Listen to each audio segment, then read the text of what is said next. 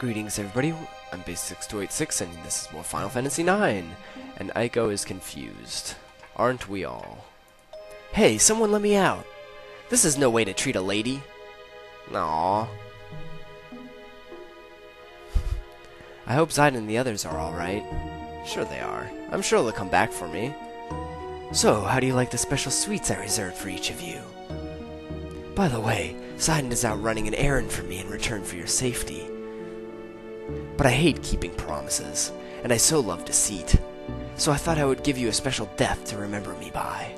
My palace is home to a magnificent hourglass. As it sands fall, the floors of your rooms slowly open. Well, isn't it a fabulous idea? Your lives will be spared if the hourglasses are set, if Zaid comes back in time, that is.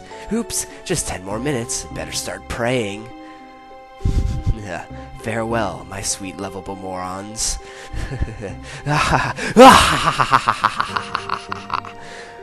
What? Somebody help me! Oh, Kuja, you're so evil. I'm not gonna read this again. We already read it before. It's the same thing. That bastard Kuja. That does it, Ribbit. If I don't save them, no one will. Do it, Sid. Use your froggy powers. Oh, hey. Say, I reset the hourglass and locked it just because I was ordered to. What we're doing is wrong, isn't it? Wait, isn't that better than to stop functioning? Oh. Come on, let's go back. Turning off that trap again? I still don't understand how you do it. You basically have to turn them all on. You're just thinking too hard. Let's go. A little, hint there for some stuff we have to take care of later. Anyways, now that we have control of Sid, let's hop on over to this area over here for one of the most obnoxious minigames in all of history.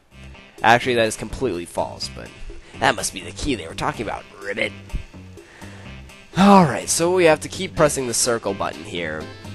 We have to try and make our way over to where that key is by the hedgehog pie without it catching us. This is much easier said than done. I guess I should stand still while the creature looks this way, Ribbit. Indeed. So basically, whenever the hedgehog pie starts moving to look towards you, you have to stop pressing circles so you stop moving, so it doesn't scare the bejeebus out of you. Oh, if only I was a man again, I wouldn't fear that thing. Yeah. So, yeah, this is really obnoxious to do. It's kind of a pain, although the music does make up for it. It's kind of kooky and jazzy, and I don't know. I really like the music here, but, if you fail a bunch of times, which I did, you get a little scene here, so I'll die if I don't get out. I wonder if that's better than to stop functioning. I think it's kind of the same thing. Oh well.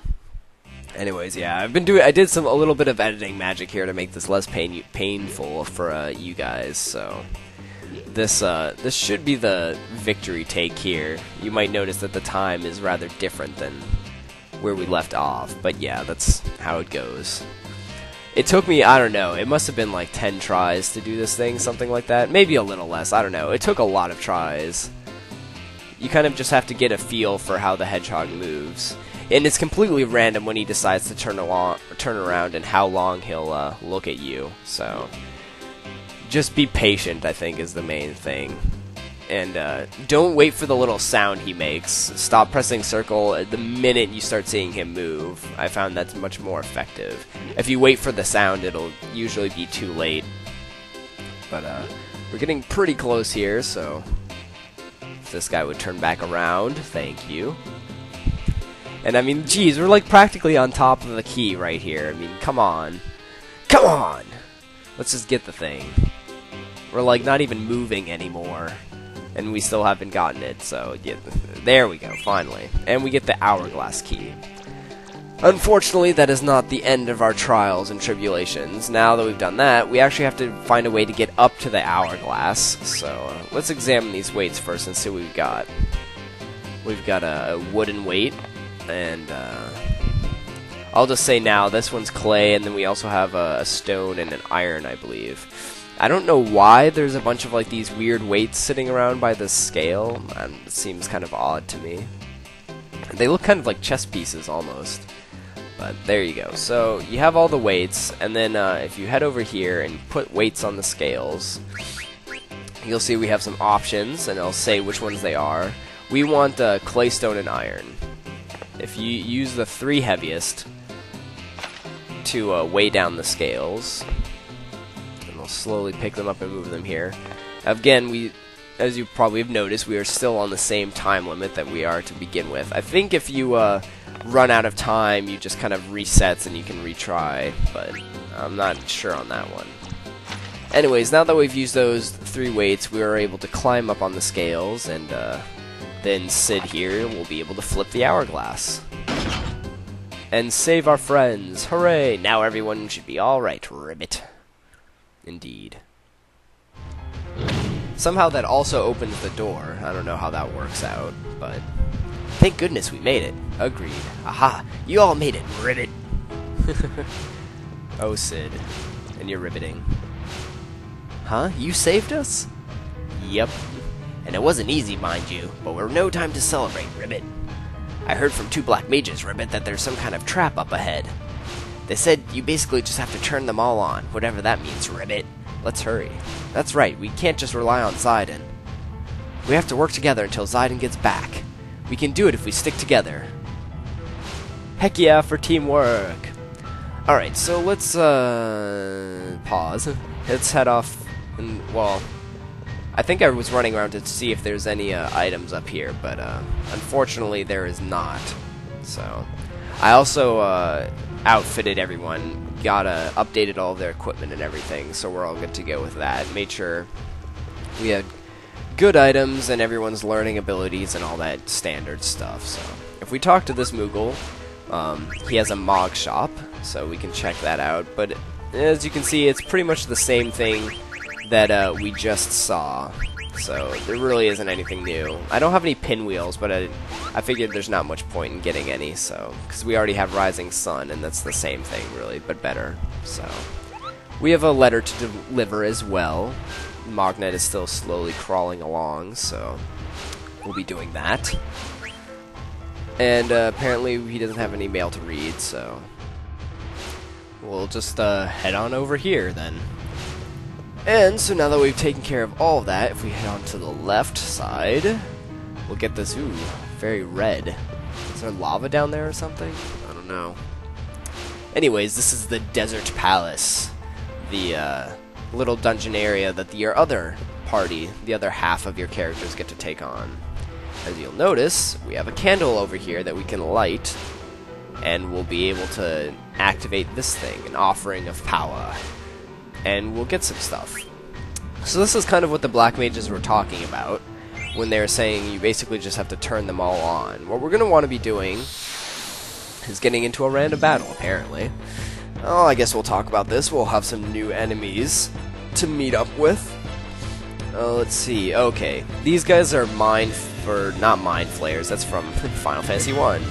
They're Drakens. There we go. And basically, there's not too much to worry about, because if you have level 5 death with Quina, every single enemy in this area is susceptible to it. So you can pretty much just go through here and annihilate everything with level 5 death, and it'll be really easy. If you don't have that though, it's still not too bad, but you'll want to be a little more careful. Some things to note about those Drakens is they can confuse your characters, so you might want to have clear-headed on or something to prevent that. But now that we've taken care of that, let's continue on forward. And we're in this weird room with a bunch of statues. It looks like a goddess and 2 demons. Whoa, did his head just turn? Indeed it did. That's so creepy. Anyways, I did a little editing there because I kind of did some stuff out of order. I forgot that there's some more things we can take care of in this room. If you get both of the statues' heads to turn, you'll get this little stairway to show up. Or I think you need both. It's either the right one or both of them. I can't remember, but you want to. I just did both, and so now we get that stairway to appear, and then we have a random battle, and all kinds of stuff is going on. So again, these guys are susceptible to level 5 death, but I'll show off I'll talk about some other stuff that we have to deal with them. These guys are really weird. They have two different colors. If it's a blue, then they'll be susceptible to magic, and if it's pink on top, then they'll be susceptible to physical attacks. And they can flip it around, so you want to pay attention to what their color is. They can also inflict stop, so yeah, that can be really annoying. You might want to have locomotion to prevent that, because if all of your characters are inflicted with stop, then you'll get a game over. Just like if they were all hit with petrify or if they were all KO'd. So just be wary of that. But again, level 5 death knocks him out. Really easy stuff. So taken care of. All right. So now back to what we were doing. So now that we have this luminescent stairway thing going on, we can cross it and we'll find another candle here, or a set of candles. A candelabra? I don't know. Something to light magically with fire. And if we do that, when you come back around the stairway here, you'll notice that off in the corner, if we can see it here, there's a treasure chest that appeared. That wasn't there before. You have to light that candle to get this to show up. And we get some fairy earrings, so that's cool. Alright, so now we can actually go here for real and take care of stuff in here. Now this room confused the heck out of me, and so I'll just say right now I did some more editing to make it less painful that you'll see. But basically what we want to do is if you light all these candles here on this left side, you'll get these two stained glass windows to disappear. And once you do that, you'll be able to walk around to the other side through this little pathway here. And then basically what we're going to want to do here is if you light the two candles on the right side, you're going to get the stained glass will reappear. But if you light this one here, I didn't notice this at first, but you'll get those statues on the left. The 3 statues on the left disappeared, which gives us a path to enter in the center there. But it took me a little bit to figure out that actually happened. I was like, I kept lighting the candle and then unlighting it, and I'm like, what is going on? Like, I didn't notice that those statues were disappearing, so that's what's going on with that. This is probably, I think, the worst of the rooms in this place, in my opinion. But anyways, if you have just that one little lantern whatever thing, it looks like a cup of fire, but if you have just that one lit, then those statues on the right here will now be gone.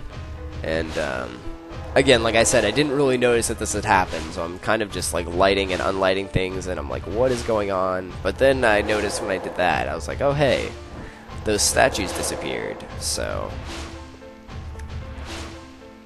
with those gone, you're actually able to enter the center of this place, which you weren't able to do. And again, I didn't notice this, but there's actually 2 more of those lantern thingies next to the roses on the inside, but they're kind of hard to spot. And there's also this one here, which I don't think you can light until you light all of the other ones. But, so there you go. So, what you actually want to do is have all 3 of these on the left lit, and that one on the right side lit, and I actually went around to the other side, but I cut that out because I literally accomplished absolutely nothing. I pretty much just put everything back to the way it is right now, so.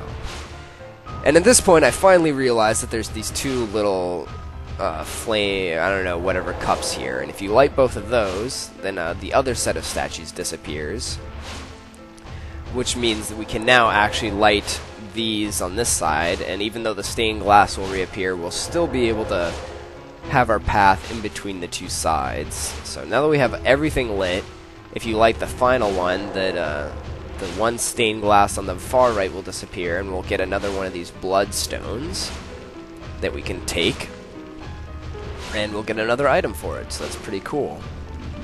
But I think that's a good stopping point for now, so thanks you guys for watching, and I'll see you guys next time.